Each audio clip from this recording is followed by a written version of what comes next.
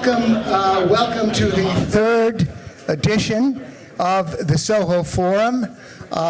I'm Gene Epstein, economics and book review editor of Barron's Financial Weekly and the director of the Soho Forum. For our first two debates, you can go on the website, the sohoforum.org, and you can watch videos of our first two debates. The video for this one, especially since it's so time dependent, will be made available first thing this Friday morning. So please tell your friends if they miss this debate, they can watch it Friday morning, several days before the election, to read it, to look at it, and review it. I want to also extend a special welcome to my friend Mark Skousen, who runs Freedom Fest, sort of like the big tent version of the Soho Forum, an event I participate in almost every year in July. It's a great event, and I know Mark has left cards on the table for those people who want to enroll in Freedom Fest. I highly recommend it. The Soho Forum has a twofold mission. First, to present sizzling debates between brilliant people on issues that interest freedom-loving folks. And second, and just as important, the Soho Forum is meant to be a place where people can socialize and get to know each other. That's the purpose of the wine and cheese reception, which has already started and will last until 9 o'clock this evening. In an age of soundbite and speed talking, the Soho Forum is also a place where people can be given the chance to talk in paragraphs. That's why all the debates will involve one against one rather than the two against two format that is often followed. Of course, that places a special burden on each side of the debate to be knowledgeable and insightful, and our two debaters tonight more than fulfill that requirement. For me, the Soho Forum is a labor of love, in part because it's run by a group of loving volunteers that include my wife, Hisoko Kobayashi, who provides all the food that I know many of you are already devouring, and my friends Naomi Brockwell and John Kunze, who do a fantastic job on marketing the Soho Forum. And thanks especially to the Smith Family Foundation for providing us with the funding, and to Julie Smith, who I do see in the audience, for mainly helping with the dirty work of our administrative affairs and for compensating for my administrative amateurishness. The patriarch of the Smith Family Foundation is also here, and if I want to do justice to Don Smith, I'd have to start with my favorite story about Don: how a 15-year-old hog farmer manages to scrape together enough money to buy his first shares of stock. He hitchhikes into town and then is intimidated by the broker into buying AT&T rather than IBM. Do I have that right, Don? Yeah. And I think that's right. And that's how Don lost out on his first million. But he more than compensated for that by abandoning hog farming and building a mind-blowing investment company that practices deep value investing, which basically involves buying stocks that have fallen out of favor. And here's the scary part: when the stock moves against you, you buy more of it. You don't lose heart. So that's the measure of the man we're talking about. He's also one of the most principled libertarians I know, and he also remains one of the most unpretentious and approachable guys you could ever want to meet. The guy himself has consented to come up and say hello. So Don, can I give you the mic for at least a minute?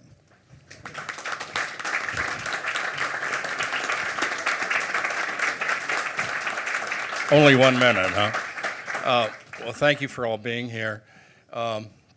And boy, that's a good advertisement for our investment firm. So if anybody wants to invest some money, see me afterwards.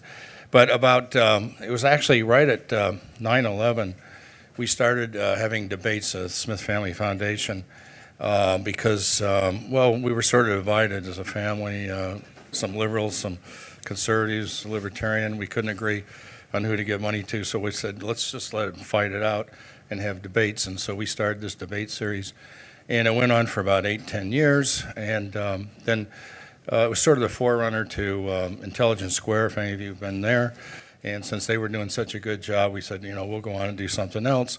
And we continued to do other things. And then Gene showed up saying, look, I think you should start another debate series.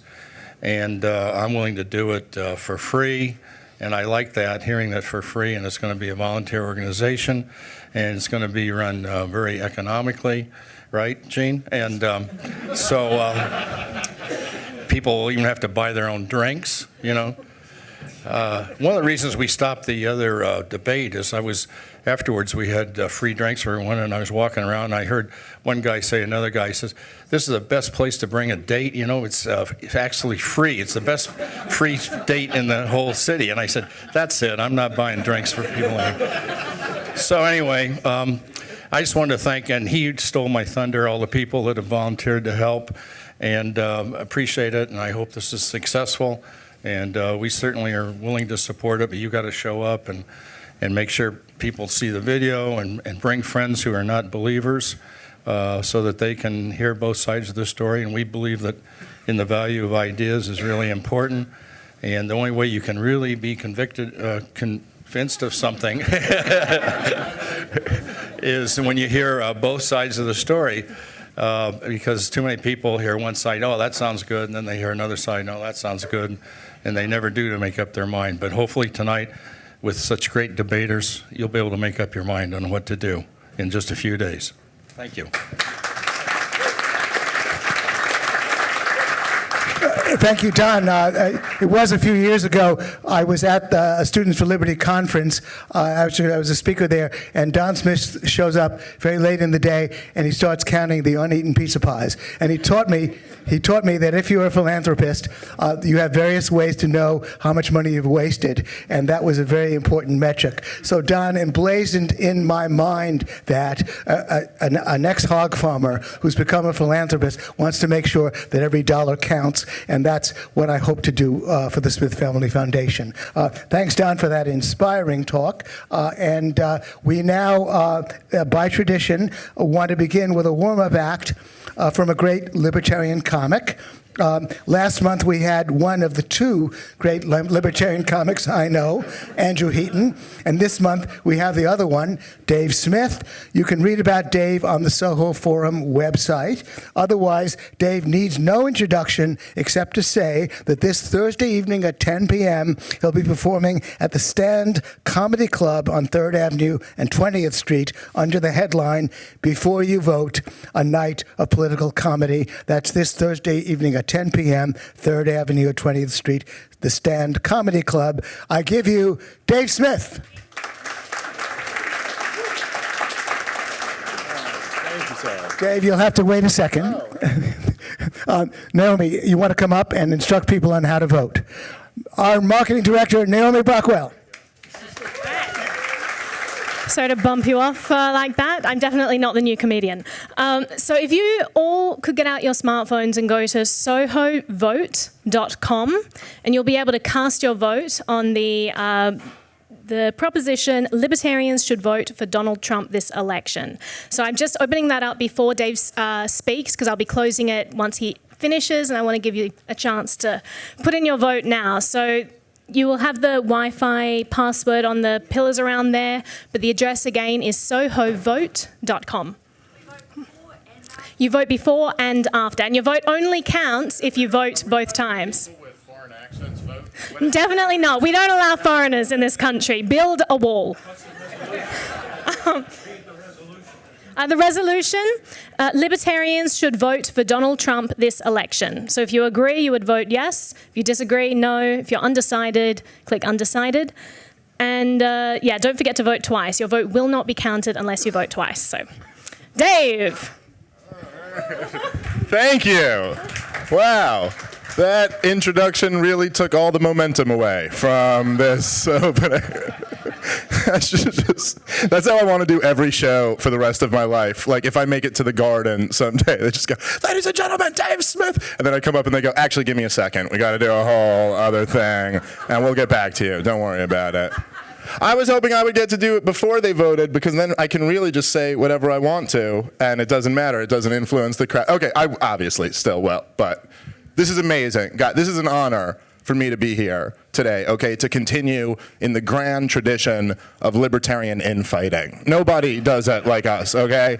We finally get 200 people together who loosely agree, and all we want to do is tear each other apart. And let me tell you, here's how much of a libertarian I am. I disagree with both these guys on the issue. I'm not voting for, I'm going to be an adult and write in Ron Paul. That's to me, the mature way to handle the situation. That'll get things done. I don't. I must say, this is a great debate, timely, right? Like, what an election. No matter how you feel, this is the craziest election ever. I mean, it's November, and they're still saying there's going to be more surprises to come. October, both candidates had an October surprise, right? And they were perfectly fitting for each candidate. Like, it really was. Like, first, there was the Trump locker room tape, which was, we all remember where we were when that tape first came out. For me, it's 9/11, Kennedy assassination, and then the famous Trump tape. No, I'm just kidding. I wasn't even alive for Kennedy. I don't know. But weren't you shocked when that tape got released? You know, I wasn't, there aren't too many things you can count on, but I was always certain that when the lights went off and the cameras went away, Donald Trump was nothing but the perfect gentleman. And then this tape comes out, and it's just like, what can you believe in anymore? Like, who would have imagined that this man who built towers and put his name on the side in gold-plated letters and married 12 supermodels would have anything less than... Weren't you like, when you heard that tape, weren't you just like, of course that's how Donald Trump talks. That's the Donald Trump philosophy. Like, this is what he did. A year and a half ago, he grabbed American politics by the pussy, and he was just like, you know what, I'm taking that. I don't care if I've earned it, it's mine. And about 40% of Americans were like, all right, I'm in. Like, let's do this. Is how. I know a lot of people, even libertarians who support Trump, they're not just supporting Trump, they're supporting Trump compared to Hillary, which makes a lot more sense than just supporting Trump on his own.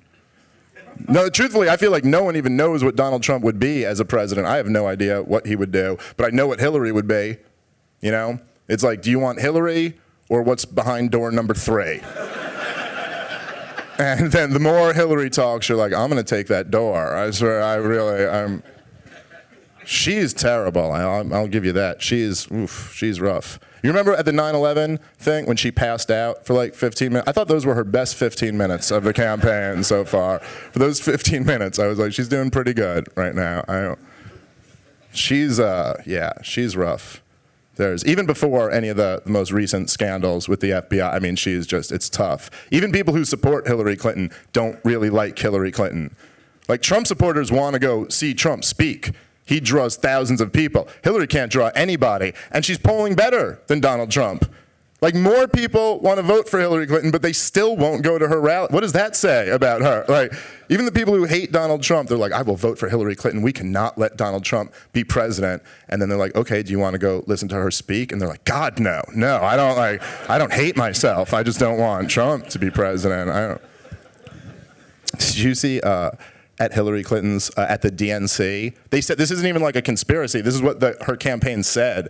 They said the goal of the DNC was to humanize Hillary Clinton. That's, like, how terrible is your candidate when they've been in the public eye for 30 years and they're like, people are still not convinced that you are a human being. Like, the latest polling data shows us that people think of you as some type of pantsuit lizard creature that comes from a faraway planet to rule us humans. And that's why every speech at the DNC was just humanizing Hillary Clinton. Like, Bill came up and he's like, I met Hillary 35 years ago. We were total humans, and like, we love each other just like you guys. Like, it was a stretch. This has been, watching her handle, I mean, this is one of my favorite things in the history of politics, has just been watching Hillary Clinton handle being, them reopening this FBI case. It's amazing, because there's nothing she can say. She's like, it's pretty suspicious they would open the case now. And you're like, well, he just found new evidence. And then he's like, still. Hillary Clinton, the richest level of irony ever. Hillary Clinton said the FBI should just be responsible and be transparent with the emails that they've found. Hillary Clinton actually came out and said the FBI should do the responsible thing and turn over my emails that they found that I was hammering BlackBerries to make sure you would never find. But what an amazing, this is, by the way, I think the strongest argument from a libertarian perspective for Hillary Clinton is that she's just the most transparently corrupt president ever. And it's amazing. You couldn't write a cartoon of someone as corrupt as Hillary Clinton. We have her on record saying, I'm just lying to these retards, okay? Like, I'm talking to you, bankers. I don't even like them. I'm sorry, I shouldn't say whatever the politically correct term is. But that's what I like about her. I know what she'll be. She's just, I'm not saying all the other presidents aren't corrupt too, but she's just transparently corrupt. Because she doesn't have what they all have, which is charm. That's like I hate them all, but they're all charming. Like Obama's charming, and Bill Clinton's charming. Even George W. Bush was kind of charming. He was like your friend from high school who, people are like, why do you still hang with that guy? And I don't know. I've known him since high school. He got kicked in the head in a terrible lacrosse accent or something. You don't get him, but. They all say that was like a factor, was the president you want to have a beer with. Even George W. Bush, don't you kind of want to have a beer with George W. Bush? I would love to. I want to have like 20 beers with George W. Bush. I feel like you could get him drunk and get interesting information out of him, like stuff you're not supposed to have. The point I'm making is I would not want to have a beer with Hillary. Okay, like if I got an email that was like, Dave, you've won the opportunity to have a beer with Hillary Rodham Clinton, I would reply back, I am quite certain I never entered this competition. So, I don't know where you got my information, but this is coming off like more of a threat than really an offer. So, how much time do I have, Gene? Was it 1 more minute? Okay. I don't know what to say. I am glad, by the way, I like this venue the best. Every venue I feel like is a step up from the last venue that we did for you guys who come to all the debates. I like this place the best. And every venue seems to have a little bit more alcohol than the last venue. Am I the only one who's noticed that too, right? Like the last one had wine. This one has like a full bar. We're moving in the right direction. That's what's important here. By the way, I have no relation to the Smiths that put this together. Someone should probably point that out. It's almost, I should have just slipped in there like, yeah, I'm your cousin you don't remember. Come on, yeah, let me get some money to start a debate series. I won't pay for anybody else's pizza. My family's doing nothing, man. My Smiths have nothing. We're getting beat by hog farmers. That's how bad my family of Smiths are doing. It's just... Now, listen, this is a great, and I am glad they have, listen, if anyone could convince me to vote for Donald Trump, it is the great Walter Block. And if I ever am convinced to vote for Donald Trump, I'm sure I will be drunk at that time. So I'm glad, I really am, in all seriousness, I'm a huge fan of all three of these guys. It's an honor to be here. Thank you guys so much. Enjoy the debate. All right, have a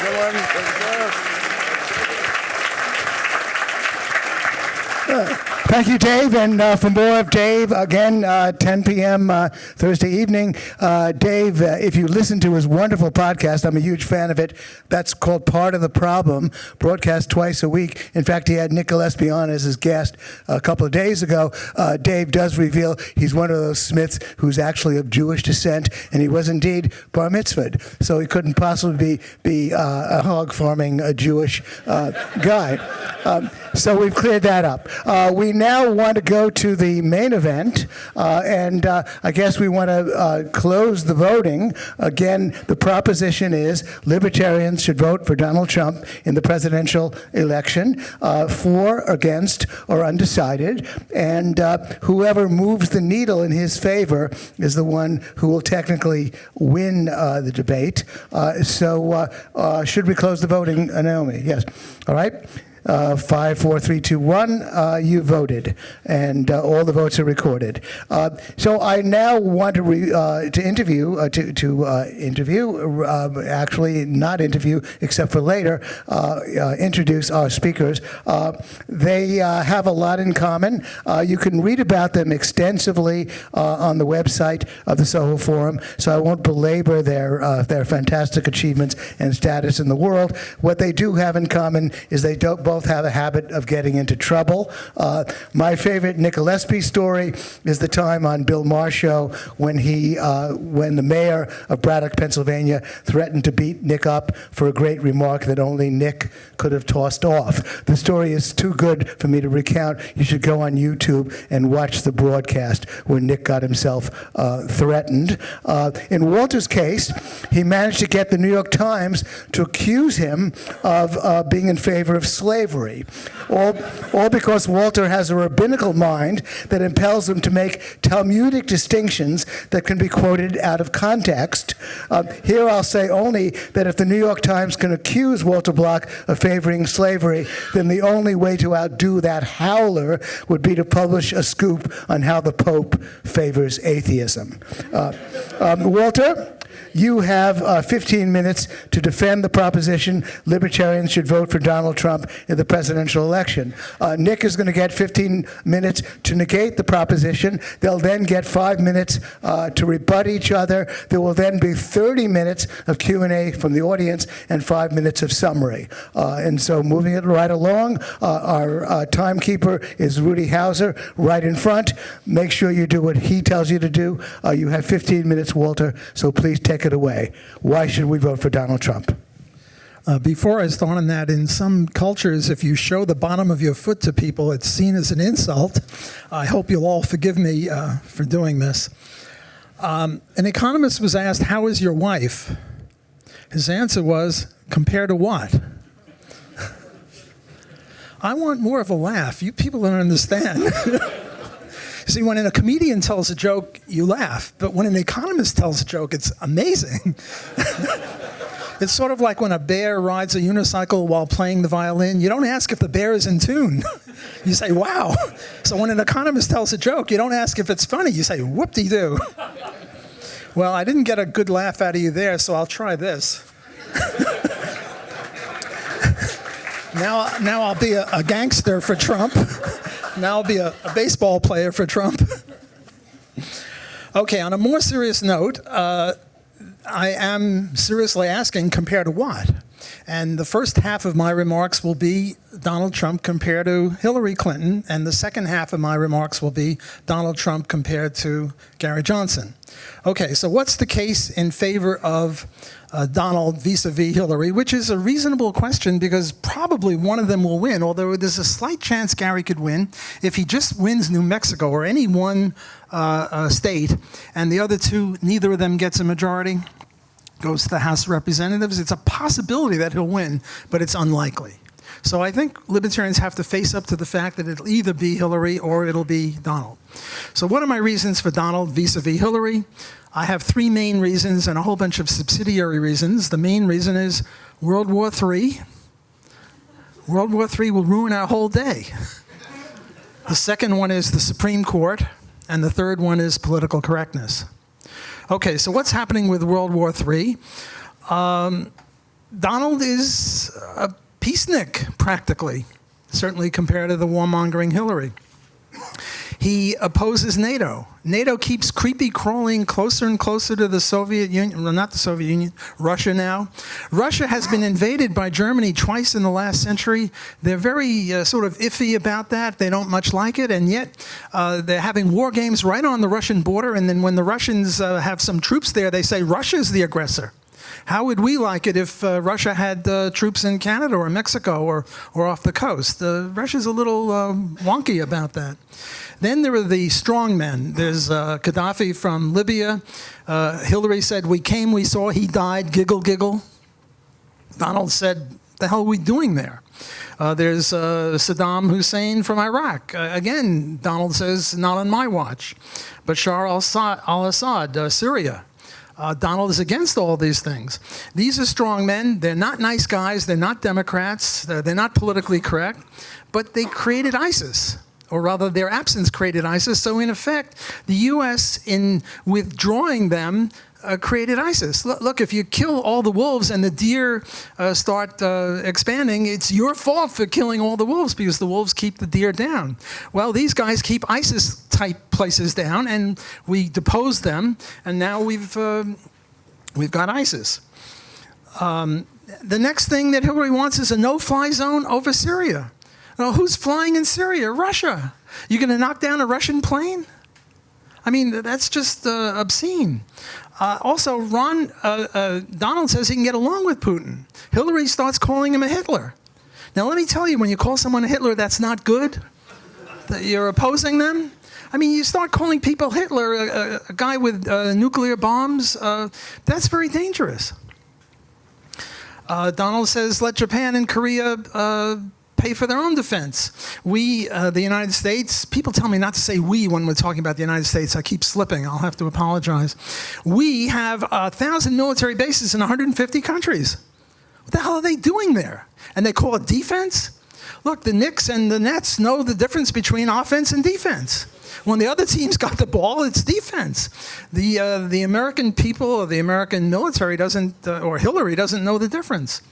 Donald is like the skunk at the garden party. He's saying, let's not do this stuff. This is crazy. Let me read you 3 quotes, one from George Washington, Thomas Jefferson, John Quincy Adams, and then I'll read you a few quotes from Trump or his advisors. Washington, a great rule of conduct for us in regard to foreign nations is in extending our commercial relations to have with them as little political connection as possible. Thomas Jefferson, peace, commerce, and honest friendship with all nations, entangling alliances with none. John Quincy Adams, America does not go abroad seeking monsters to destroy. Now here's Trump or his chief advisors, and see the parallels. I would say that NATO as a political alliance does need to be looked at in terms of everything. We have to look at the cost of resourcing U.S. military around the world. The U.S. should not have to intervene in every single problem around the world. Putin will be a reliable partner for certain things for the United States. Absolutely. We need to have a relationship from the top to the bottom, the same with China. China? Another joke, but I'll forgive you. Regarding America's decades-long push for exporting democracy and human rights, will that come to an end if Trump becomes president? Yes, because it's wrong, one of his chief advisors. Yes, there was this threat to kill family members of terrorists, but the Libertarian essence says no invasions or threat of invasions, but if suppose somebody had a nuclear bomb in Manhattan and was threatening to blow it up, would we be justified in saying that falsely or truly saying that we had his son and we'd kill him if he did that? Yes. Under that circumstance, I think it's consistent with libertarian to utter a threat. Not to do it, not to an innocent person, but at least to make a threat. It's true that he said a few things that are a little incompatible with this, but this shows that he's becoming presidential. Okay, I was kidding. He's a loose cannon, a little bit of a loose cannon. Someone mentioned door number 2. There is that. But still, he said certain things that Hillary never said that lead us in the direction of peace. And if we take seriously what he says, he's more likely to keep us away from World War III with a thermonuclear exchange than Hillary. The Supreme Court is my second reason. And if Hillary appoints 3 people in the next 4 years, a young Obama, a 38-year-old Obama type, for the next 30 or 40 years, we're going to have more affirmative action, less First Amendment, less Second Amendment. By the way, Hillary's bodyguards have got guns. My favorite thing on the gun thing is the Jews in Germany. If all those Jews in Germany in 1935, 1938 had guns, Hitler might have said, yes, the Jews are vermin, but if we try to kill them all, they'll fight back and I'll lose a whole regiment. By the way, I just said the Jews are vermin. I hope there's no one here from the New York Times. I wasn't serious. I'm Jewish. I don't think the Jews were vermin. The third one is political correctness. I teach at a university, and we have trigger warnings, safe spaces, inclusiveness, whites are evil. Oh, by the way, you people, check your white privilege at the door. You're all, since you're white, you're disgusting. This is what they tell you at universities. Rape charges, no more innocent until proven guilty, no more presumption of innocence. You can't confront your accuser, multiculturalism. Nowadays, it's almost confined to universities, but with Hillary in there, it'll seep out into the general public even more so than it is now. Okay, that's sex talk in locker rooms. I don't know what kind of locker rooms you go to, but the locker rooms I go to, guys are always talking about stuff like that. It means nothing. And my answer to all criticism against Donald Trump is World War III, World War III. What's more important, that Donald mouthed off about women in a way that our politically correct friends don't like, or World War III? And then we have Hillary. Cattle money, Whitewater, women, the bimbo eruption, Vince Foster, Travelgate, the FBI background check, sniper fire, Clinton Foundation, Benghazi, the speeches that she gives, Bernie Sanders. By the way, I went to high school with him. He was saying Hillary must give great speeches. She gets $300,000 a speech. You're not paying me that, are you? No. He said he would, but I think he's going to renege. Okay, economics. He's a little weak on free trade. I admit it. He's a little weak. And there is a famous statement that when goods don't cross borders, armies will. So that is a danger, but I think it's an implicit danger of a war, whereas we've got a much more explicit one, like knocking down Russian planes over Syria. He's a little weak on economics, but Hillary is no Henry Hazlitt. Hillary is no Ludwig von Mises. So there's not that much to choose between them. Why is the middle class in such a bad plight? Is it because of free trade? Obviously not. We don't have free trade. We have managed trade. They've got all sorts of rules and regulations. And the reason we have the Rust Belt in Akron and all throughout the Northeast is because of unions. Unions have raised wages above productivity levels. And the companies went down in the South, where I am now. I'm in Louisiana. There are many companies in Georgia, South Carolina, Mississippi, places like that. That's why the middle class is in trouble. And welfare keeps people away from working. Unemployment insurance is very generous. They subsidize education to a great degree. And if you have more education, you have to have less of something else. There's only so much wealth at any given time. So there's less for the middle class people who are voting for Donald Trump because of empty factories and things like that. And now we've got a lot of lawyers, accountants, auditors, financial advisors who have jobs to deal with the regulations, whereas if we didn't have so many regulations, they could be producing something of value for us. Okay, racism. He was accused of a Hispanic judge is incapable of presiding fairly over a case involving Trump University. That was a criticism of him. Sonia Sotomayor said, quote, I would hope that a wise Latina woman with the richness of her experiences would be more often than not able to reach a better conclusion than a white male who hasn't lived that life. Somehow she's not a racist and he is. This whole thing with racism is crazy. I mean, there are two kinds of racism. One is mentioning truths. Like certain groups are better athletes than other groups have higher IQs than other groups, and if you say something that's true, that's racism. No, that's not racism, that's truth. What real racism is trying to undermine other people by lynching them or invading them or using violence against them, and virtually no one's a racist, and Donald Trump is certainly no racist in that sense. He's trying to appeal to the black community and saying, look, it can't get much worse than this. Vote for me, take a chance. Okay, so my conclusion of this part of my do I have 5 minutes or what do I? 3 minutes. You're supposed to give me a 5-minute thing. Oh, wait, 3 minutes, go ahead. My conclusion here is Trump over Clinton. Okay, now let's talk about Gary Johnson versus Donald Trump. I think we should have a higher bar for libertarian candidates. Say, man, after all, he's a libertarian. Donald Trump doesn't know liberty if it pinched him in the nose. And yet, Gary Johnson wants to force bakers and florists and gay people to, bakers, photographers, and florists to give their services to gay people. Would you force a black person to give a cake to a Ku Klux Klan person? Would you force a Jew to make a picture at a wedding for a Nazi wedding or something like that? Look, free association is the key element, one of the key pillars of libertarianism, along with the non-aggression principle and private property rights based on homesteading. And he's a little weak on that.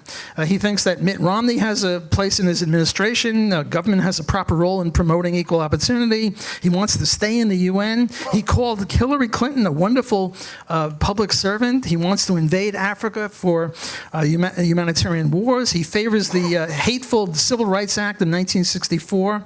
People ought to read Thomas Sowell, Walter Williams, and Gary Becker on the impotence of discrimination. It's a technical economic thing that I don't have time to go into. He only wants to legalize marijuana, nothing else. He thinks Hillary is not corrupt. He thinks Barack is a good guy. By the way, I did vote for support Barack against McCain for very similar reasons. I thought McCain would really nuke somebody and not Obama.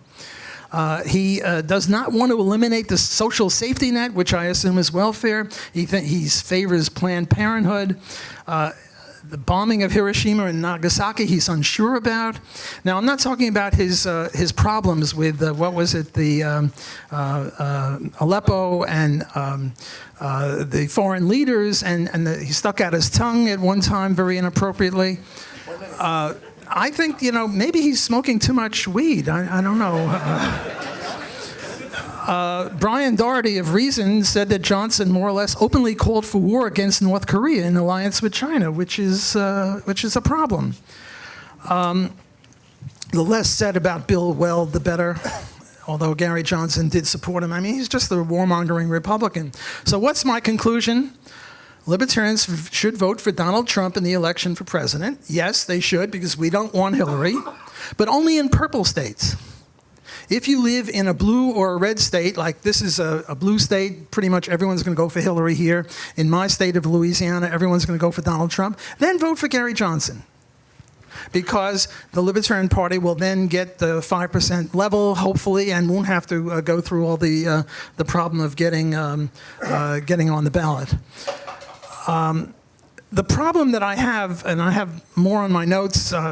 Just Okay, 30 more seconds. we have to stop you there, Walter. And well said. Thank you.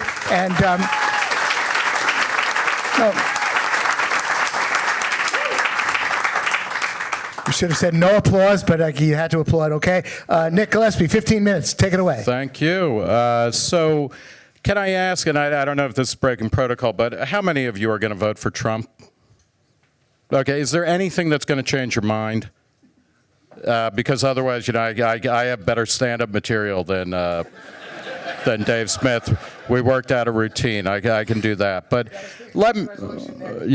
okay. So the question is, should idiots vote for Donald Trump, who is a racist, who is a protectionist, who is a backward-looking crony capitalist, who is just a foul human being? And by the way, this is not saying anything positive about Hillary Clinton or even Gary Johnson, who I like and who I'll vote for, and I'll explain why. I'm actually going to vote for Gary Johnson as we speak, and I'll get to that in a little bit. But when we as libertarians are talking about who we're going to vote for president, first off, let me say we should be looking at the long game.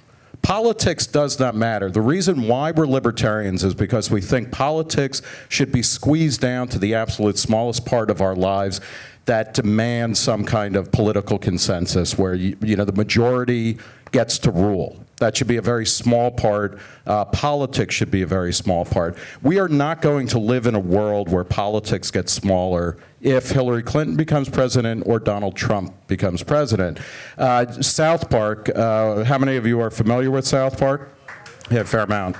In 2004, they introduced their kind of metaphor for the 2004 election between John Kerry, who is still wandering the state, the American political landscape like Frankenstein's monster, the German countryside.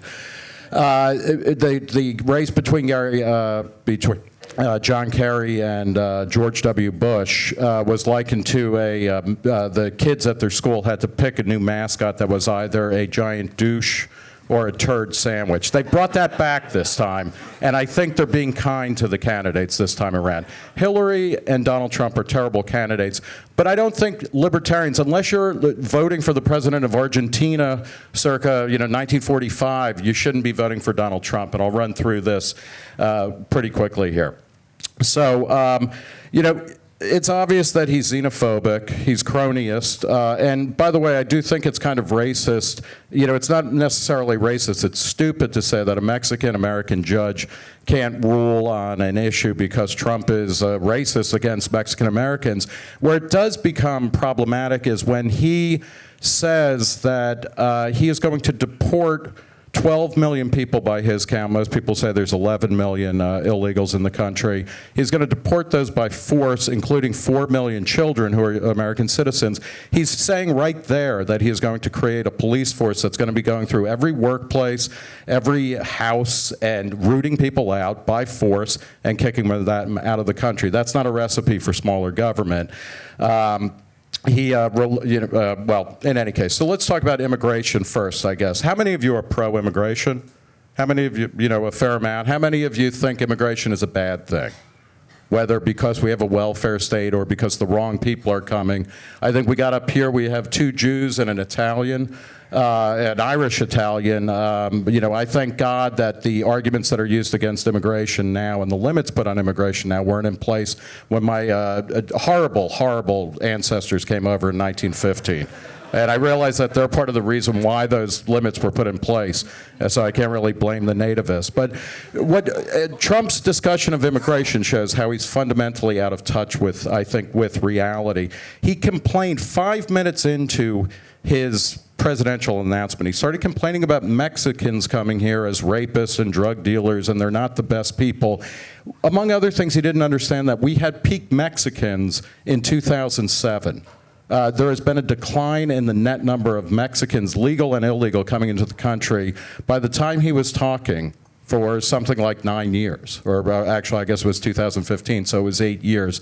So he's talking about the past because he's always talking about the past. He's talking about his past. Like Hillary Clinton, they are early baby boomers, and they're trying to recapture some mythic America that actually kind of sucked for the rest of us, but it was okay for them. But he's out of touch on immigration. Immigrants, including illegal Mexican immigrants, actually commit crimes at much lower rates than native-born people. If we want to reduce crime, we should have more illegals, not fewer. Again, he's talking about deporting people in a way that would not. How many illegal immigrants are in this room? Because that's like you're going to have to show your papers, pal. Because otherwise we won't know for sure.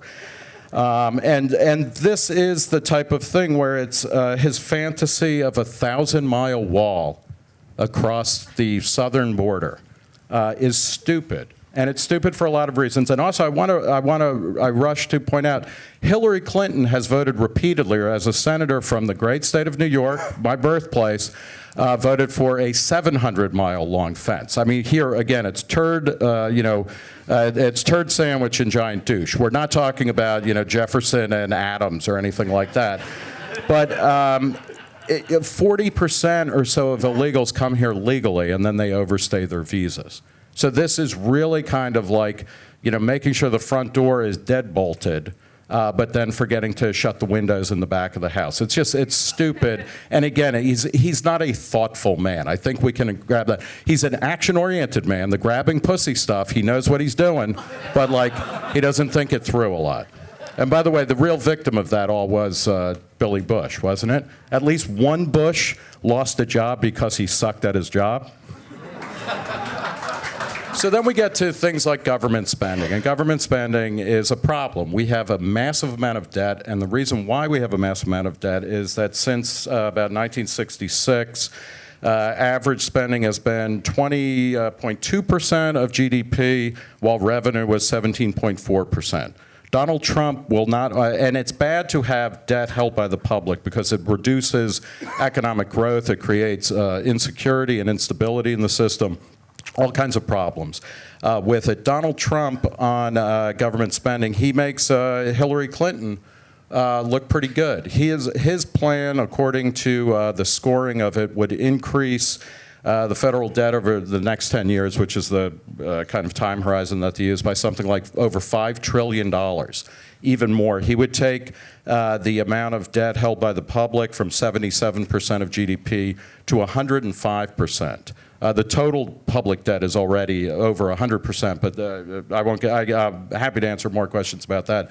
Clinton would merely take it from 77% to 86% because she would raise taxes even as she raises spending. He would basically keep spending pretty flat, but he would destroy all sorts of tax revenues. Now, he's not Mr. Let's have small taxes. He wants to use the tax code to do social engineering. So he wants to add, for instance, $550 billion for a child care tax subsidy. He wants to add $50 billion for paid maternity leave. And as we get to, come back to this, he wants to increase defense spending by $450 billion in new defense spending on top of what we're already spending, which, depending on how you count it, is somewhere between $600 and $800 billion a year. He's a protectionist, as Walter mentioned, and again, he's delusional, though, and I think Walter is completely wrong when he's talking about why there's a Rust Belt in Akron, and Buffalo, where I lived for a while, and, I did a series for Reason about Cleveland. Manufacturing jobs left, or does anybody know when manufacturing jobs as a percentage of the American economy peaked? Yes, sir? 1943? That is correct. 1943, during World War II. It's been a straight, sharp, unbroken, nice slope down since then. In terms of absolute numbers, the jobs peaked in 1979. They're leaving because they've been replaced by poorer, cheaper workers in foreign countries, which is as it should be per Adam Smith and every other economist throughout the ages, and because of robotics. How many people here have worked in a factory? I have. In New Jersey, I worked at a Johnson & Johnson personal products factory. I made panty liner shields, and you can all thank me later. If you're a man or a woman, trust me, they work for all sorts of things. But you don't want an economy based on factory jobs. It's not the greatest work any more than my Italian grandfather, who came in, got in before the restrictions put on in the 20s, made a living digging basements by hand. Him and a friend had a shovel and pickaxe, and that's what they would do. That's kind of crap work. I don't want my kids, who probably wouldn't be able to do that anyway, but I want them to have a job that is thoughtful, intelligent, and expressive of their values and what they like in the world, which is not to say that factory work can't be that, but our economy is changing for all sorts of reasons, and anybody, and Hillary Clinton says the same thing, Bernie Sanders even worse. Bernie Sanders, who left Brooklyn the minute he could fucking get out of here for Vermont, wants to bring back factories because there must be so many factories in Burlington, right? Making all the Ben & Jerry's ice cream and all that kind of stuff. Nobody wants it, but it's not coming back. And this is where we're unhinged if we think that Donald Trump has any kind of reality testing left. So then there's the questions of things like free speech. And again, we're libertarians here. We're not Democrats. We're not liberals. We're not conservatives. We're not Republicans. So free speech, Donald Trump has talked about opening up the libel laws to make it easier for him as president to sue people like Jeff Bezos of Amazon, who owns the Washington Post. How many of you like free speech? How many of you like, as awful as the media is, and I say that as somebody who, Walter has taken great issue with certain things I've written. Personally, it's like a free press is better than a strangled press, or one that's constantly being called in for libel laws because a pissy billionaire doesn't like the way, when you make fun of his hair or his lack of abdominals, things like that. He also, in this, again, to go back to how he is like Hillary Clinton, in the same weekend in December of 2015, they both talked about how in the fight against global terrorism, we were going to have to start regulating the internet. And he talked about it specifically about closing that internet up some way. And he was going to talk to Bill Gates about it, because we all know that Bill Gates is, Microsoft has done really well in the shift from desktop computing to online technology again. And he said people will say, oh, freedom of speech, freedom of speech. These are foolish people, he said. He's a real civil libertarian for sure. And then finally, there's foreign policy. Walter's fear, and I will chalk it up to, growing up during the height of the Cold War. I grew up at the tail end. There's not going to be World War III. If there was World War III, it is going to happen And if I can pull a page from Reagan, there's limited nuclear wars, but there is not going to be World War III. But if there is, Hillary and Trump are equally capable of starting it. This is a guy who wakes up in the middle of the night to reply to tweets from Rosie O'Donnell. And do you want this short-fingered vulgarian as Spy Magazine? You call him in charge of the nuclear codes? Of course not. And again, that's not a brief for Hillary Clinton at all. He may be better on Russia. I mean, I think Walter and I share a similar vision of foreign policy, of non-interventionism and whatnot. But he likes Russia more, but he doesn't like China. He talks about China as a currency manipulator, as a problem. He also didn't understand, by the way, going back to trade, in the Republican debates, he didn't realize that the Trans-Pacific Partnership it didn't include China, and it was an attempt to kind of route around them as an economic power. Again, he's not very informed about anything.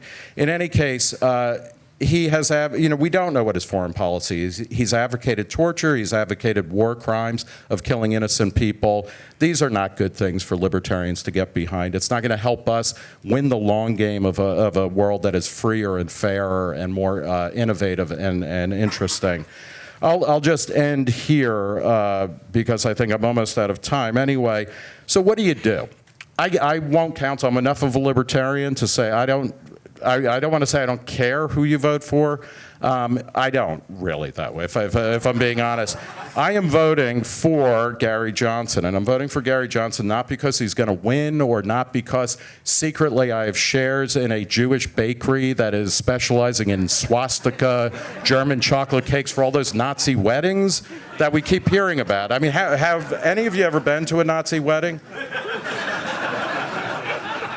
I mean, it's a big, big problem, though, from what I understand. And that's all it's going to be when Johnson and Weld, and we won't have guns to fight our way through the cash bar at the Nazi weddings. In any case, I am voting. This is my absentee ballot. I vote in Ohio, and I am filling in Gary Johnson and Bill Weld right now. And I would recommend that people think about doing the same if you want if you want a president, or if you want to express solidarity with the idea of a government that spends less, that regulates our lives less, and gets out of other countries' lives less. That's the case for Gary Johnson. We're debating Trump. Trump is no libertarian, and no libertarian should vote for him. Thank you. Thank you, Nick.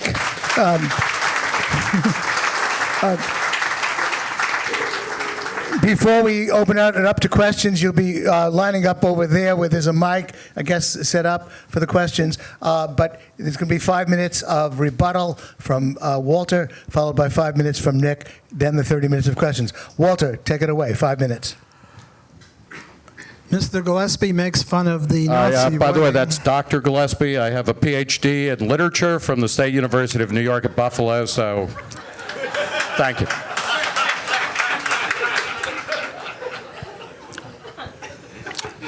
Dr. Gillespie.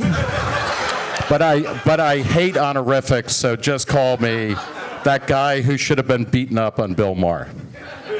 The next 20 seconds. Go ahead. Dr. Gillespie makes a lot of fun of Nazi weddings.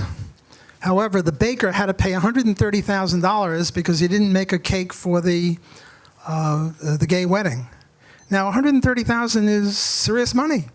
And this is a portent of what Hillary is going to do. I'm glad that Dr. Gillespie mentioned foreign policy. He didn't spend much time on it, but he did spend some time on it, so I'm glad that he did do that. As Bob Higgs and Murray Rothbard have demonstrated, foreign policy is much more important for libertarians than either economic policy or personal liberties. Why? Because foreign policy determines economic policy, not the other way around. The reason we have a Fed is because of foreign policy. They create money so that the government can spend money on all sorts of adventurism.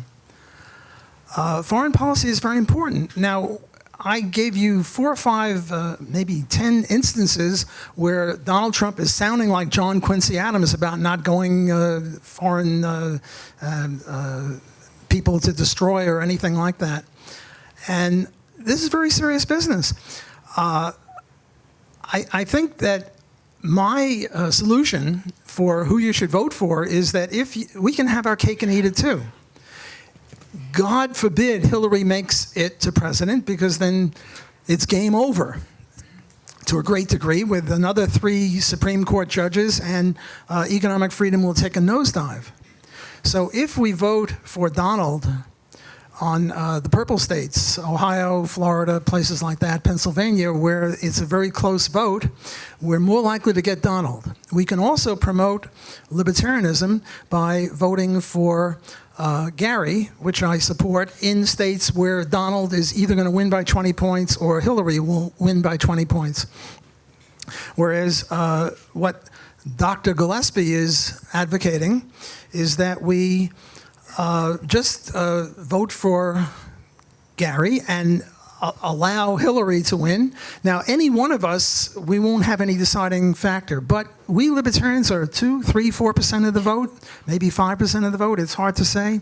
If we all vote for Donald in the places where it's close, we're more likely to get Donald. We're less likely to get a nuclear exchange. Look, Hillary said that she wants to have a no-fly zone in Syria. Russian planes are riding in the air over Syria. This is very scary. Maybe not for doctors of literature, but for me, it's very, very scary. I wanted to talk a little bit about thick and thin libertarianism, because the reason that Gary is the way he is because he's a thick libertarian, and Dr. Gillespie shares thick libertarianism. What thin libertarianism is the non-aggression principle, free association, private property rights, and that's it. What these scoundrels do, and I include Dr. Gillespie here, is try to hijack libertarianism away from the thin libertarianism by adding all sorts of other irrelevancies, like, say, mixed marriages. Somehow mixed marriages are libertarian, because in addition to the non-aggression principle, you can't look down on other races, you can't be hateful. That's got nothing to do with libertarianism. Now, these guys are left-wing thick libertarians, but there are right-wing thick libertarians too. The right...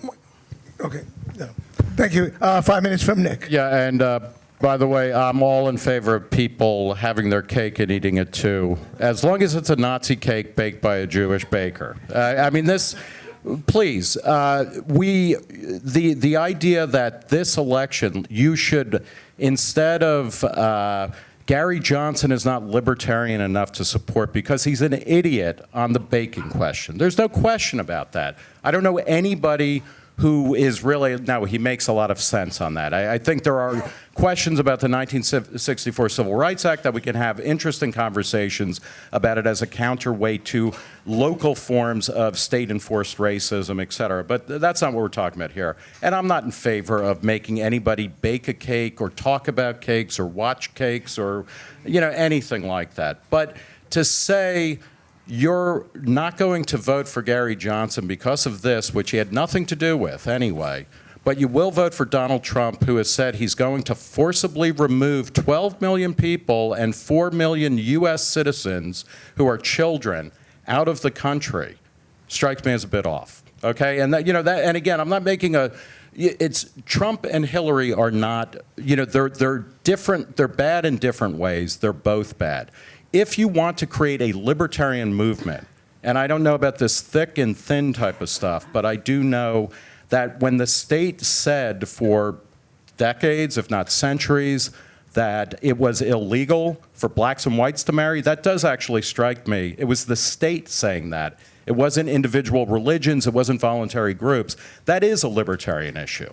Because libertarianism is about the relationship of the individual to the state, and the state has no right to say or do or prohibit many things that it does. And part of the goal of political libertarianism is to roll back the size, scope, and spending of the state so that we have more room and more space to act freely and create the worlds that we want to live in. And again, I'll cut to the chase. I'm much more interested in your questions necessarily. But this is why, if you cannot vote your conscience in a secret ballot in 21st century America, let's just pack it in already. Hillary Clinton is terrible. She will be hemmed in, and she will have to be hemmed in by Congress, and there are people like Rand Paul, there are people like Mike Lee, who are not pure libertarians, but they're moving in that direction, by Justin Amash of Michigan and Thomas Massey, people who are talking about starting a thing called the Article 1 Project, where they want to make Congress once again the first of the equal branches of government.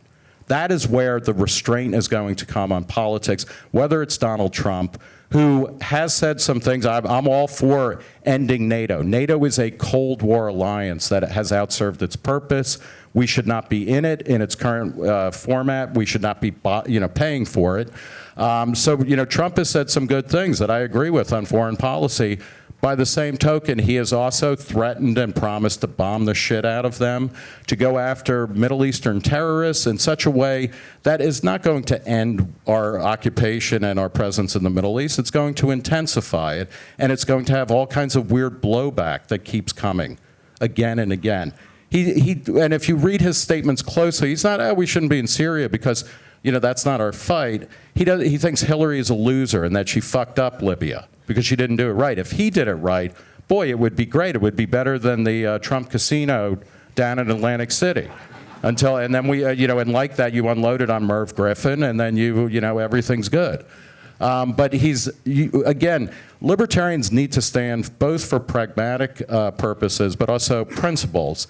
And we're not going to get there if we are supporting a person who is talking about deporting people, who talks about women in let's say not the nicest terms possible, who is indistinguishable from Hillary Clinton, so much so that a couple of years ago she was at his wedding. This is, I think we can do better than Donald Trump or Hillary Clinton, and we will by actually focusing on the policies and the principles that undergird libertarianism, whether you want to call it thick or thin. But it's about free minds and free markets, and it's about creating more space for individuals to dream and live those lives that they want to live. So, thank you. Thank you, Nick. So please, we have a mic over there. So please line up. We invite your questions.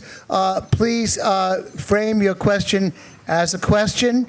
If you want to really argue with these guys, they'll stick around for the wine and cheese event. Please ask your question. I see a gentleman in the white T-shirt. I thought we were going to line. Okay, we're lining up that way. All right.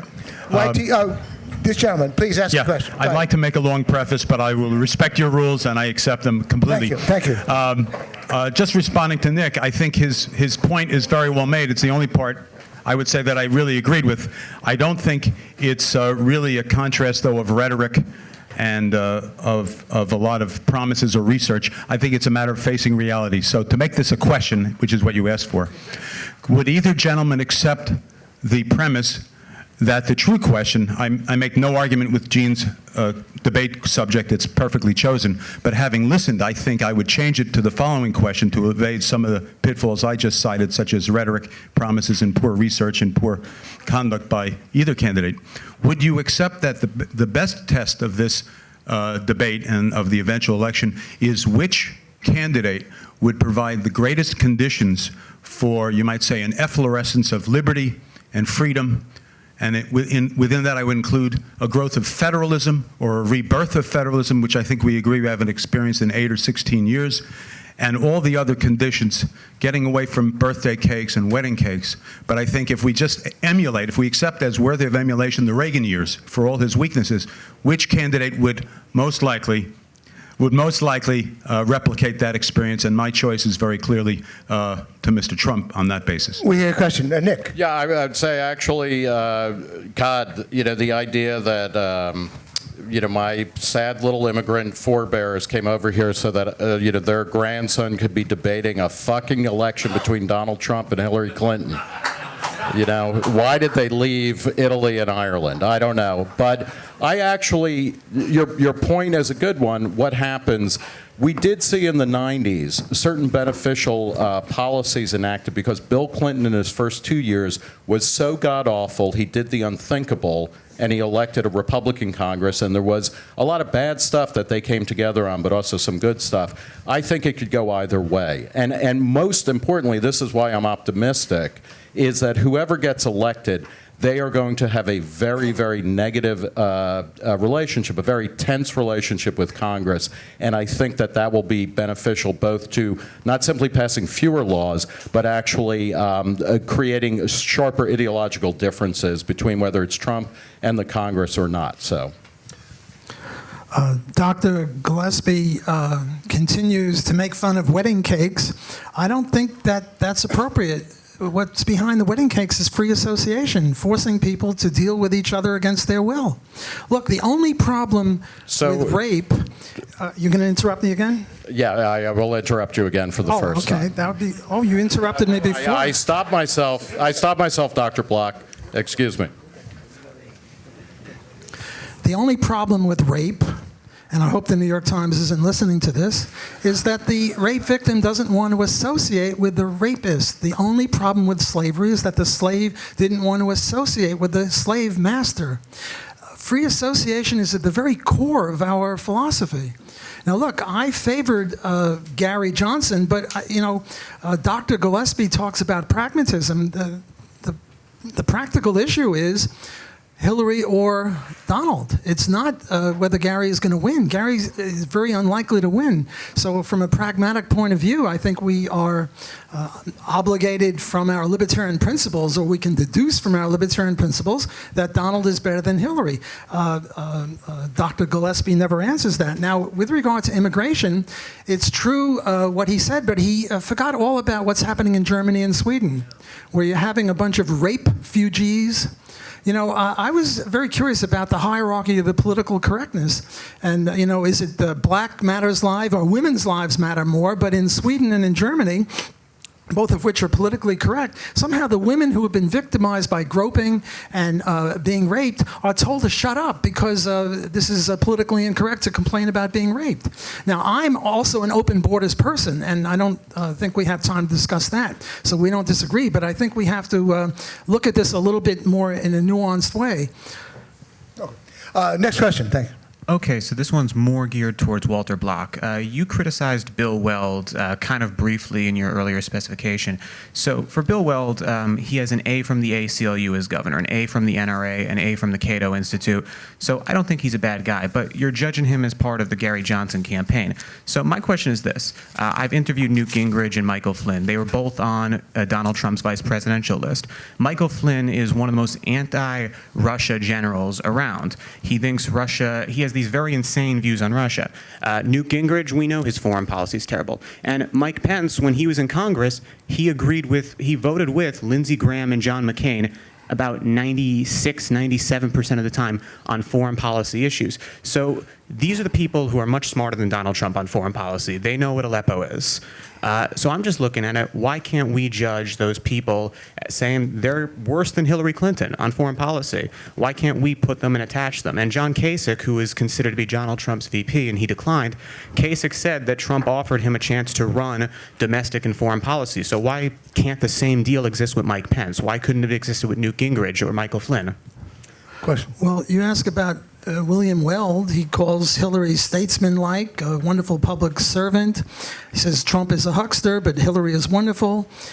He says he's open to gun restrictions. I'm a believer in the Second Amendment. He attacks Trump on Japan and Korea funding their own defense. Weld wants to project military supremacy around the world. Free trade, Weld is not really in favor of free trade. Weld is the one that started this socialized medicine, and no, that was Romney, sorry. He says, don't abolish the IRS. He was a supporter of the Iraq War, a gun control advocate, a supporter of John Kasich, a supporter of Bush. And Gary Johnson picked them. Now, look, I favor Gary Johnson over Trump. If I were the deciding vote and there was a choice between Donald Trump and Gary Johnson, I favor Gary Johnson. Look, I'm sort of a buddy of his. I've given many speeches in Louisiana, and I fully expect that if he becomes president, I will be put in charge of some sort of bureau and told to end the bureau. So hopefully it'll be the Fed or something like that. But so I favor him. But the realistic part of me comes into play and says, look, he's not going to make it. Therefore, it's a choice between Hillary and Hillary and Donald. And I think I still don't know Dr. Gillespie's view on Hillary versus Donald. He keeps saying Donald is bad, but this doesn't mean that I'm in favor of Hillary. That would be an interesting question for somebody to ask him. Suppose you had your druthers. I'm right here. But you're interrupting me again. You like doing that, don't you? I am sorry, Dr. By the way, Block. the reason I like to I like to call him Dr. Gillespie and not by his first. Oh, I should shut up now. Okay, you don't have to talk about Dr. Gillespie, do you? Okay, go, yes. I shouldn't talk about him. Finish what you're saying. Finish. Go ahead. What I'm trying to say is that we should have our cake and eat it. Sorry to use the word cake. I don't know why that's become a four-letter word, like a C word, four-letter word. That means that we can have both of our desires. We can get the Libertarian Party with its 5%, so we don't have to spend all that money on getting signatures. But we don't want Hillary. I think Hillary would be a real disaster, not only in foreign policy, but certainly on the Supreme Court, which a lot of what the Supreme Court is going to be judging is freedom of association. And freedom of association, as I never tire of saying, is at the very core of our philosophy. Thanks. Nick. About the Supreme Court, how many of you think the Supreme Court is very important? Okay. No, there's no reason to clap, but you're wrong. For clapping and for raising your hand. I mean, think about it. If only we, and this is particularly true for libertarians, like, don't be suckers for the Republican Party, and it's always the Republican Party, and they're always like, guys, I mean, we're like Marlon Brando and On the Waterfront. Terry, it's not your night, kid. It's always going to be the next election where, oh, yeah, they'll actually run a libertarian or somebody like that. It never comes. So, I mean, think if Bush if he could have nominated a few more Supreme Court justices, the Obamacare decision would have been 9-0 in favor of Obamacare. That's what you get. The Supreme Court is a total crapshoot. You never know what's going to come out. And what we can do as libertarians is we can affect the larger political and cultural climate of this country. And the way we will do that most effectively is not picking between the douche and the turd. It's by showing that there are enough of us, and if it's 5%, if it's 6%, if it's 7%, if it's 3%, enough to swing an election, the parties then have to start to factor in libertarian sensibilities and libertarian policy preferences into the way they go forward. The Richmond Times-Dispatch endorsed Gary Johnson a couple months ago, and they said the program that he is putting, and they're saying he's not a doctrinaire libertarian, which is for sure, but they said the future-oriented program, policy setup that he's talking about is something that either of the two parties would be wise to start emulating in the future. At this point, the Republican Party, according to Gallup, 26% of Americans American voters identify as Republicans, 29% as Democrats. These are near or at historic lows in the post-war period. We are winning that argument. We are hollowing out, and it's actually the parties are hollowing themselves out by being terrible and by promising one thing and delivering another. We should not stop that process now by saying, but what's good is that, Donald Trump, he'll be okay, or Hillary Clinton won't be so bad. I refuse to go there. I think what we need to do now is be true to libertarian roots, talk about libertarian policy preferences, and push. This is, it's not a cakewalk. I apologize for once again bringing up cakes.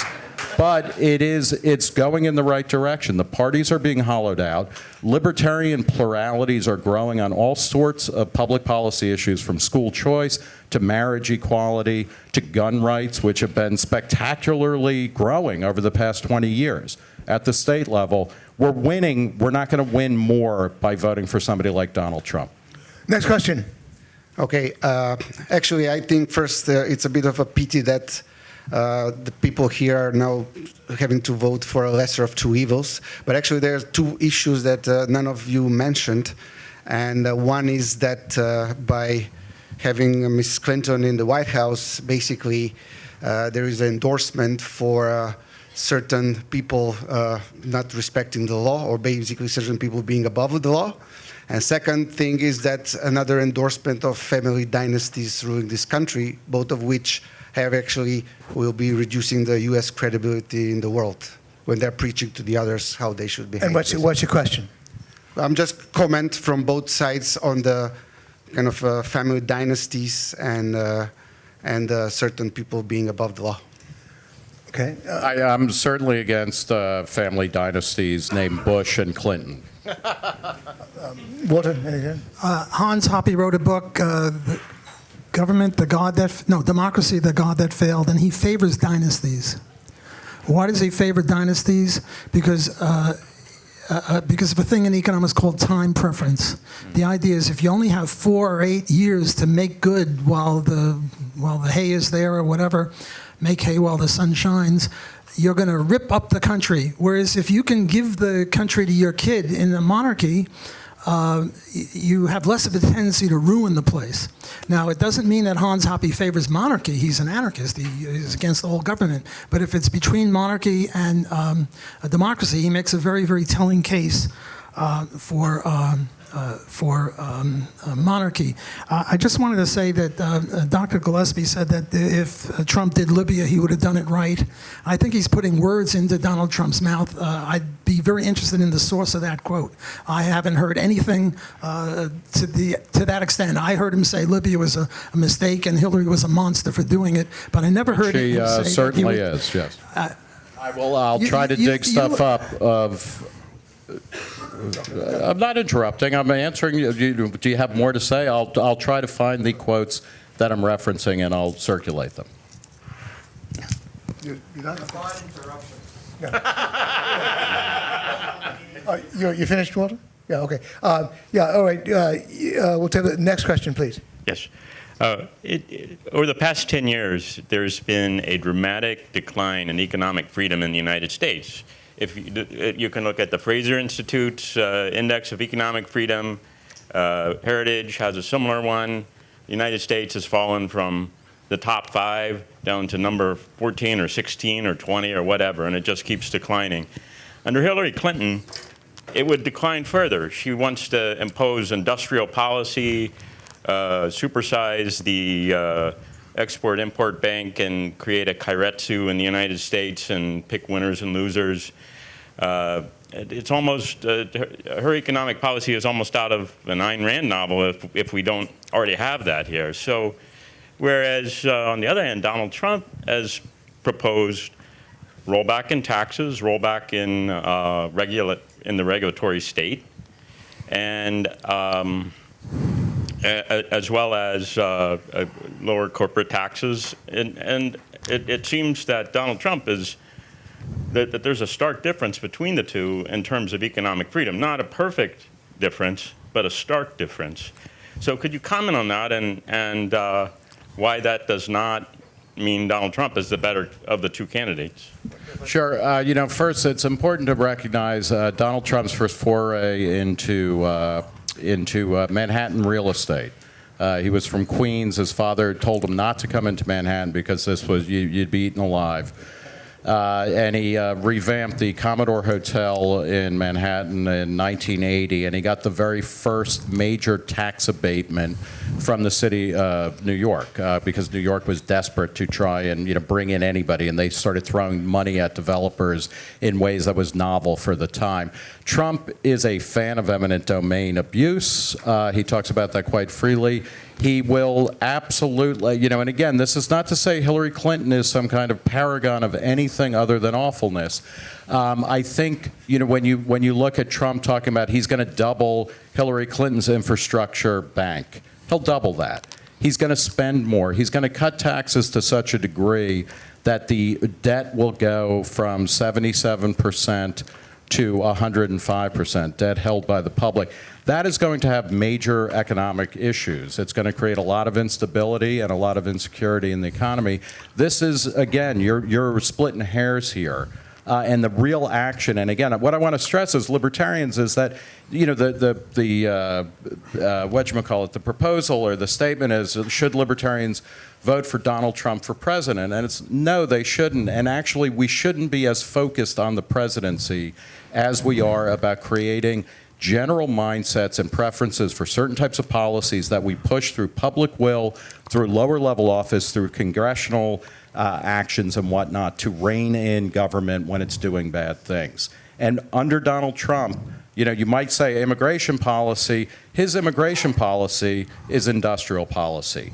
He is saying he is going to enforce maximum control over who comes in and out of the country, as if somehow he will be able to figure out what the workforce should look like and who, you know, I mean, this is all, you know, libertarians have spent enough time tap dancing on the head of a pin and trying to split hairs and all of that kind of stuff.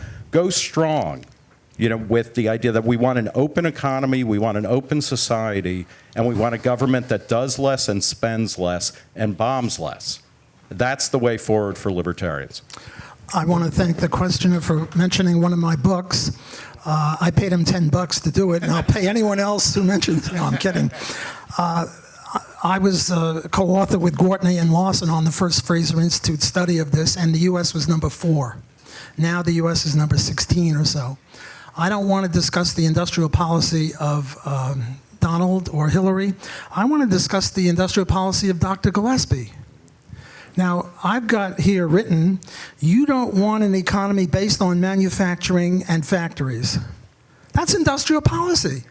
What kind of a libertarian says that? Now, he says he doesn't want his kids to do that. Fine. Although, if he was a decent father, he'd let his kids do whatever they wanted within reason. I'm a terrible father. I'm a horrible father. I'm going to make my kids become economists. I noticed that you're trying to interrupt me again, and I don't think it's polite to keep interrupting me. I think you should have your turn, and then I'll have my turn. When a guy from Brooklyn gets mad at somebody interrupting, I think that it's really not good to interrupt people. I think it's much better to each of us abide by the rules. Now, this guy is not an anarchist. He's I don't want to say, but he's not polite. You're supposed to, each of us have a turn, and he keeps interrupting me, and I don't like it. And when they do it among politicians, if I were a politician, what I would do is I would keep speaking when it's my turn. Now, what he said, and I quote, you don't want an economy based on manufacturing or factories. Now, that is an industrial policy. Some people like manufacturing and factories. And this thing about the Rust Belt, look, I don't say that the only thing that ruined the Northeast was unions, but in the South, in Alabama and in Mississippi and Louisiana, places like that, you've got very humming factories. There's nothing wrong with those kinds of factories. I'm sorry, can I just respond real quickly? How many of you live in Alabama, Mississippi, or Louisiana? Okay, because those are 3 of the very poorest states in the country. So, you know, let's not pretend that they are shining paragons of free market capitalism or anything. And actually, what I was saying was that if you are promising to bring back manufacturing jobs to America, which Donald Trump has done and Hillary Clinton has done, you're living in a dream world. Because that peaked in 1943, and it's not coming back. And it's not such a bad thing because it gives opportunities to people in poorer countries where they can add more value in doing what they're doing. And it frees up people in America to do more kind of individualized, more interesting, and more expressive work. And if that makes me a monster, or if it makes me a Japanese overlord from the 1980s, well, I can live with that. Walter, you'll get another chance. We're not going to vote for Dr. Gillespie for president. I think that's part of your point, because you don't like his industrial policy. By the way, like Bill Buckley, if I was elected president, I would immediately call for a recall. And interestingly, I really wasn't both of these guys are from Brooklyn, by the way. Interestingly enough. But let me give it to another question. I wasn't finished with my previous. I wanted to end this industrial policy by asking my esteemed colleague over here, suppose somebody held a gun to you and said you had to either support Hillary or Donald, and there was no way out. I would pull my own gun, and the conversation would never proceed. Notice that he doesn't even let me finish the question. Notice that he doesn't even let me finish the question. I think he's very impolite. I'd kick him if I had 2 good feet, but or I'd say, do you want to meet me outside? By the way, I have a brown belt in karate. Okay, we had the question. A gun to your head, who would you vote for? You know what? This is one of the problems, and I don't know if it's thick or thin libertarianism, but why, you know, anytime somebody says, well, if you had a gun to your head, what would you do? Or imagine this. You know what? I have enough trouble living in the real world. I don't want to start living in a fantasy world of, well, you have a gun to your head. I don't have a gun to my head, but I do have an absolute right to own a gun. And I have more rights to own a gun and to carry it in more places now than I did 20 years ago, because libertarianism is actually taking root and winning in the real world. Okay. So my answer is, you pull a gun on me, and I'm voting for Gary Johnson. You don't pull a gun on me. I'm voting for Gary Johnson, and not because Johnson is perfect or sweet-smelling or pure, but because he's better than either Donald Trump or Hillary Clinton. And I like the way it feels when I have twice or three times I've gotten to vote for things that really made me feel kind of good. Twice for Gary Johnson, and I did that just here. But then also last year there was a shitty bill in Ohio to allow legal pot. I don't even smoke pot, but I think people should not go to jail for, you know, selling it, growing it, using it, whatever. It was a terrible setup, but it still felt kind of great. Like, who would have thought that you would actually be in a world where you might be able to legalize pot? And I vote because it makes me feel good, and I vote for people who I think are closer to expressing my belief. Thank you. Next question. Okay. My question is directed specifically at Nick Gillespie. I'll preface it by saying I am voting for Gary Johnson for exactly the reasons that you described earlier. However, would you not concede that Professor Bloch's suggestion that if you live in a state that's iffy, that could go in one way or another, that it is reasonable to vote for Donald Trump for the following reason? Because everything that we have seen from Trump through the entire campaign process has suggested, A, he has no serious commitment to any ideas of any kind, that B, he has the impulse control of a drunken 9-year-old, that C, he has absolutely no concept whatsoever of how the American government, of how the executive branch, how the presidency is supposed to work, and has zero interest in learning, and that D, he will not do any homework of any kind for any reason or any circumstance. For those reasons, if he were actually to be elected president, wouldn't it be likely that he would be the first president in the American history to be both indicted and convicted, and that way we would actually be able to avoid having either the turd or the douche? I love this man. You're making a pretty strong case, but then you know what happens too is that, yeah, he goes away and then Mike Pence gets in. Mike Pence as a congressman was good on spending issues and terrible on everything else, including foreign policy. He's a hawk's hawk, and I don't know that I want that. And more importantly, one of the things Walter was stumbling over, he was going to call me I'm not an anarchist, I'm a libertarian. And libertarians and anarchists are different beasts, I think. I mean, there's overlap and all of that. But I believe in limited government. I believe that, you know, there is going to be government, and that we need a government that is small but efficient and effective. What has been going on over the past 30, 40, 50 years, you know, maybe it's the Gulf of Tonkin resolution or something, where Americans finally got hip to the fact that their government is full of liars and bullshit artists, and that it's cheating us. And we've grown up and we've accepted that. Part of the problem with that is that we haven't then, and I think this is part of the libertarian problem, we haven't demanded that people actually act responsibly and knowledgeably and put in good policy. Donald Trump is a joke. He has not thought about anything very long. He's not even, you know, he's a great businessman in terms of he's made a lot of money, all of this kind of stuff, but he's a blowhard. We don't need that. What we need now more than anything are people, and again, Hillary Clinton is awful in her own way, but we need to have discussions about what are the policies that will lead to better outcomes, and that accord with limited government principles and the idea that, you know, my life is mine to live. So that's, you know, I love what you said. I totally understand it, you know, but libertarians need to be serious about policy. If we want to continue to win the future. Walter, go ahead. If libertarians want to be serious about policy and they're asked, who do you favor, Donald or Hillary, they answer the question. No answer from my... Yeah, we got to put a gun to my head. Can you tell them to shut up? Okay, maybe I'll... Okay, go ahead, please. But you are in that chair, Walter. You are. He's also guilty of an economic fallacy by saying that the states in the South are the poorest. Yes, of course they're the poorest, but the question is, did those factories coming from the Northeast, did they help or hurt? And the obvious answer is they helped. They're poor for other reasons, not for that reason. Now look, there are only 5, maybe top 10 purple states. That means there are 40 to 45 states where I'm saying vote for Gary Johnson. So we're not that far apart as a practical matter. Where we are very far apart on is, what about those purple states? And my man over here refuses. He'll interrupt all day long, but he won't answer that bloody question. Yeah, no, I did answer the question. You didn't like the answer. Okay. I'm voting for Gary Johnson, and I don't care if I'm in a rainbow state. One more question. Unfortunately, well, how many more minutes do we have? 2.5. Okay, it looks like, I apologize, looks like this may have to be our final question.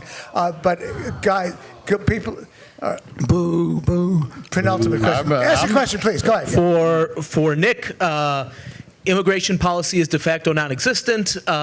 I had an employee deported a month ago. It's a common story that no one exactly knows what's going on with the immigration law. How is that going to be fixed? One of the candidates is speaking very persistently about how to put a moratorium on things and to come up with something sensible. My other question, until you cut me off, what is the value of having a candidate put into power who the media does not like and who the other 2 branches of government do not like? Won't this be a positive for weakening the executive branch? Thank you both. This is a final question, and how about can you combine it with his? Give me the question. Yes, thank you. You could combine it very easily.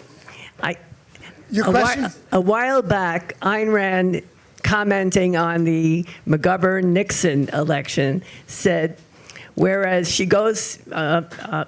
spoke a lot about Nixon's flaws, but ended by saying, whereas Nixon could not be counted on to save the country, McGovern could be counted on to destroy it. I was wondering who you would put in the McGovern chair and who you would put. Okay, we have those questions. Unfortunately, that's going to have to be the final answer. People who have questions, please grab by the lapels. Both these guys, they're not going to be allowed to leave until 9 o'clock, so you can talk to them later. Walter, what's your answer to the questions? I didn't get the question. Okay. One of the questions in particular was who's the Nixon and who's the McGovern in this case, and whatever else you want to say. Go ahead. I'm not sure who the Nixon or who the McGovern is. Okay. Can I say the one thing I would say about McGovern, who was terrible on economic issues? I think that his policy poster slogan, "It's time to come home, America," at a withdrawal from the thousands or hundreds of military bases around the globe, I think was a bold and beautiful statement, particularly by somebody who was a bona fide World War II hero. And it's to the shame of America that we have not learned that lesson yet. Okay, Nick is going to resume because he gets a 5-minute summation, followed by Walter's 5-minute summation. Think about the summations as they speak them, because this is going to be, will determine your final vote on the resolution, and then we'll be able to determine the winner. Nick, give us your 5-minute summation. All right, thank you, and Gene, I want to thank you, and I want to thank the Smiths. I want to thank Walter for being a good sport, and I also want to apologize. I had meant to start with a preamble that, given that we're in a basement theater in Greenwich Village, I was going to work blue. I was going to curse a mean streak, and I'm sorry to, I guess it's better to curse first and ask forgiveness. But look, my point here is that if the resolution is, should libertarians vote for Donald Trump?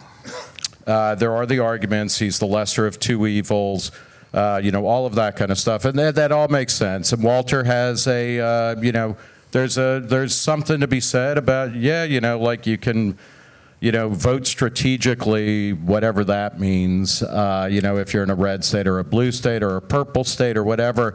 I don't think there's any reason to think Donald Trump would be a good president. I don't know that there's any reason to think Hillary Clinton would be a good president. What will define them as president is the situation, the conditions under which they govern. And that includes Congress, and it includes public sentiment and public consensus. There's a reason why marijuana prohibition is ending. And it's not because any politician wanted it. It's because people over time said enough with a drug war that is, for no good reason, is locking up or is arresting 500,000, even 1 million people a year. That changes policy, and it forces politicians. Matt Welch and I, in our book, The Declaration of Independence, we talked about how if government actors were the A-team, that politicians are like Mr. T. They're always the last person to get the joke. They have to be dragged into the future. What libertarians can do is drag politicians into a future that we want to live in. And that's a world with free minds, with free markets. It's a world of voluntary exchange. It's a world of fewer mandates, fewer taxes, fewer services, fewer entailments on our everyday life. The way we do that is not by sidling up to somebody like Donald Trump, who has no principles, no scruples, no knowledge. One of his great foreign policy advisors, by the way, is a guy named 2009 college graduate named George Papadopoulos, who actually on his LinkedIn profile, when he was named as one of Trump's foreign policy advisors earlier this year, had actually listed that he had participated in a model UN.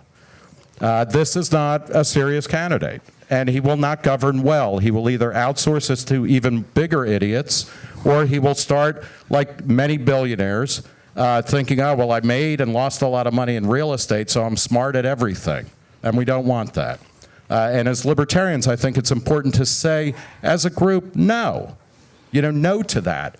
What we want are people of principle and pragmatic concerns who will say, if the state is going to be delivering education, K through 12 education, ideally at the local level, state level, federal level, we're going to pursue school choice. If we are having a defense military, we are going to use it for defense rather than offense. And we are not going to nation build or region build or anything like that. This is the function of libertarians in American politics. We will probably never become a majority or a plurality, but we are slowly recentering the American debate on libertarian concerns about individual freedom and free markets and freedom from being forced to do certain types of things. We're winning on school choice. We're winning on drug policy. We're winning on certain types of economic rights and intellectual property rights, things like that. We can keep pushing that forward, but we're not going to do it by voting for Trump and by pretending that somehow we have some alliance with or allegiance to Donald Trump or Hillary Clinton or the political status quo of these two dead, rotting hulks of parties that date back to before the American Civil War and are slowly fading away. Thank you very much. Please hold your applause. Walter, 5 minutes. Assume we're all slaves, and the master says we can vote for Overseer Goody or Overseer Batty. Overseer Goody is going to beat the crap out of us once a month. Overseer Batty is going to beat the crap out of us every day. I'm going to vote for Goody. It doesn't mean I like to be beaten. It's just that he's better. Now, Dr. Gillespie refuses to answer the question of who's Goody and who's Batty. I think on that one basis alone, I've won the debate because he's not even articulating a view on a very important issue. I think another reason I've won the debate is because he's got an industrial policy. When I was in Vancouver working for the Fraser Institute, there was this mayor who wouldn't allow pedicabs. Pedicabs, you ride a bicycle and you pull someone in a little seat. Why? Because it's demeaning. Well, who the hell is he to say that it's demeaning and voluntary consenting adults can't do it?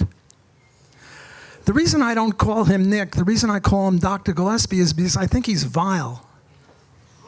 I think he is a very nasty person. Not a nasty woman, but a nasty man. And I want to read you a quote that he wrote. This is a direct quote. One economist, while faulting slavery because it was involuntary, that's me, suggested in an interview that the daily life of the enslaved was not so bad. You pick cotton and sing songs. I did an interview with the New York Times. They wanted to bash Rand Paul. And I was trying to explain libertarianism to him, and I went through all sorts of examples. I was saying things like, well, look, we don't favor prostitution necessarily or drugs. We just favor the legalization of it. And he wasn't getting it. And I just went through all sorts of examples, and finally I said, look, the reason slavery was such an abomination is because it was coercive. It violated the libertarian non-aggression principle, the libertarian principle of free association that's been made a lot of fun about cakes here.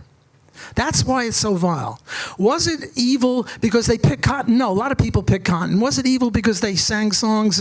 Was it evil because they lived in shacks? Was it even evil because they got whipped? No, because sadists and masochists whip each other.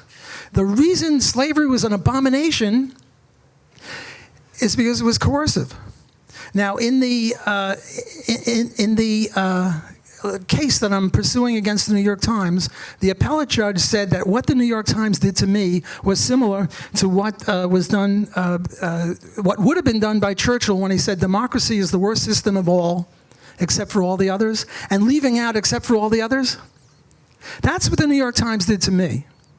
And this man who was a libertarian, and he knows that I'm a libertarian because I've published heavily in Reason magazine and in Reason papers, he has the audacity to say that I said that actual slavery was okay. Now, I regard that as vile. I regard that as an abomination. That's why I don't want to call him by his first name, because I reserve first names for people who I could conceivably become friendly with. I asked him to apologize for it, and he wouldn't. That's why I wouldn't shake his hand before this debate, and I won't shake his hand after until I get a public apology out of him. And the reason I'm going... Do I still have more time? 1.5 minutes. The reason I'm going into this is because I think I've won the debate. And I really wanted to get this off my chest. And the reason I think that I won the debate is because of his inability or refusal to rank Hillary and Donald, and because he's got an industrial policy on his own. Okay, we're not voting for Nick Gillespie for president. It is true. No, I'm supposed to get the last word here. Can I apologize, Walter? Can I apologize? Okay. No, it's got to be. It's got to be a public apology. And this isn't a public apology. We're not voting. It's Mike. Okay, it's Mike Tyson against Muhammad Ali. There's been a lot of blood. That was the closing statement. We're not voting for Dr. Gillespie for president, and he's not on the ballot. And in fact, he said he would resign if he was elected, and therefore it doesn't matter whether he's vile or not. I personally love and admire both these guys. I feel like, if you're the child of divorced parents and you'd like them to get along, and they don't. So I'm feeling a lot of pain right now, but that's my problem, not yours. And so the only question is the resolution, which is should libertarians should vote for Donald Trump for president in the election, and you're going to vote for, against, or undecided. And Naomi Brockwell, I believe, is here. And Naomi, you're there. There you are. Yes. And she's going to bring me the results because you are now voting for, against, or undecided about the resolution. And I want to thank both speakers for having, I think, sharpened our mind. A debate, applaud for them both, because a debate is a sprint, but I think they both shed light.